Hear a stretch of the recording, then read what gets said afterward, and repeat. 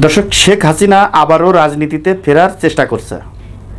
দর্শক, এটা আমার কথা না, নয়া দিগান্তর একটা নিউজ শোনাচ্ছি। সেই নিউজে বলা হয়েছে, ছাত্র জনতার অভ্যুত্থানের পর পালিয়ে ভারতে আশ্রয় নেওয়ার প্রায় 4 মাস পর এই প্রথম জনসম্মুখে বক্তব্য দিয়েছেন বাংলাদেশের সাবেক প্রধানমন্ত্রী শেখ হাসিনা।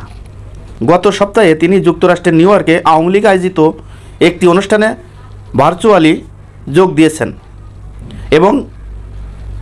এবং আগামী 8 ডিসেম্বর তিনি নিউ ইয়র্কে আরও একটি অনুষ্ঠানে অংশগ্রহণ করবেন বলে জানিয়েছেন। বিবিসি বাংলাকে এটি নিশ্চিত করেছেন আওয়ামী লীগের সাংগঠনিক সম্পাদক খালিদ মাহমুদ চৌধুরী। দর্শক, বুঝতেই পারছেন যে তিনি নিউ ইয়র্কের আওয়ামী লীগ আয়োজিত একটি অনুষ্ঠানে কিন্তু ভার্চুয়ালি যোগ দিয়ে বক্তব্য রেখেছেন। এই জন্যই বলা হচ্ছে যে আওয়ামী লীগ আবার রাজনীতিতে ফেরার চেষ্টা করছে, অতএব ফেরার সম্ভাবনা রয়েছে। এসব বক্তব্য দেওয়ার মাধ্যমে শেখ হাসিনা রাজনীতিতে টিকে থাকার চেষ্টা করছে বলে মনে করছে বিএনপি। দর্শক, বিএনপি যেই কথাটা বলছে যে শেখ হাসিনা রাজনীতিতে টিকে থাকার চেষ্টা করছে, বিএনপি যদি এই কথাটা বলে থাকে তাহলে বিএনপি ঠিক বলছে কি বেঠিক বলছে সেটা আপনাদের ব্যাপার, কিন্তু বিএনপির মনে অবশ্যই সন্দেহ হয়েছে যে আওয়ামী লীগ রাজনীতিতে আবার ফিরতে পারে। এই জন্যই বিএনপি কিন্তু এই মন্তব্য করেছেন।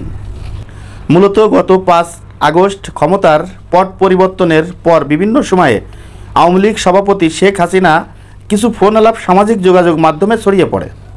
যদিও সেগুলো সত্যি তার কথা কিনা তা স্বাধীনভাবে যাচাই করা সম্ভব হয়নি, তবে সেই রেকর্ডগুলোতে তার দলের নেতাকর্মীদের উদ্দেশ্যে নানা ধরনের রাজনৈতিক নির্দেশনা দিতে দেখা গেছে।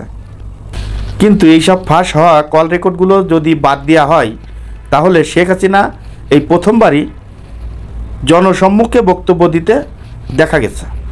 দর্শক, যে বিগত দিনে যে সমস্ত কল রেকর্ডগুলো ফাঁস হয়েছে শেখ হাসিনার, আপনারা জানেন যে সেই কল রেকর্ড নিয়ে কিন্তু বাংলাদেশ কিন্তু তোলপাড় শুরু হয়ে গেছে। কারণ যতই যাই হোক না কেন, সে তো সাবেক প্রধানমন্ত্রী ছিল এবং পুরো 15-16 বছর যাবৎ কিন্তু সে ক্ষমতায় ছিল।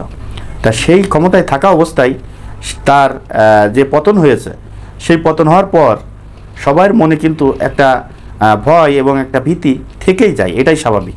তাই কিন্তু বিএনপি যেটা মন্তব্য করেছেন, এই মন্তব্য করা এটা স্বাভাবিক বিষয়। দর্শক, আজ এই পর্যন্তই। পরবর্তী ভিডিও দেখার অনুরোধ জানিয়ে এখানে বিদায় নিচ্ছি। আমি মোহাম্মদ মিতুল হোসেন। আসসালামু আলাইকুম ওয়া রাহমাতুল্লাহি ওয়া বারাকাতুহু।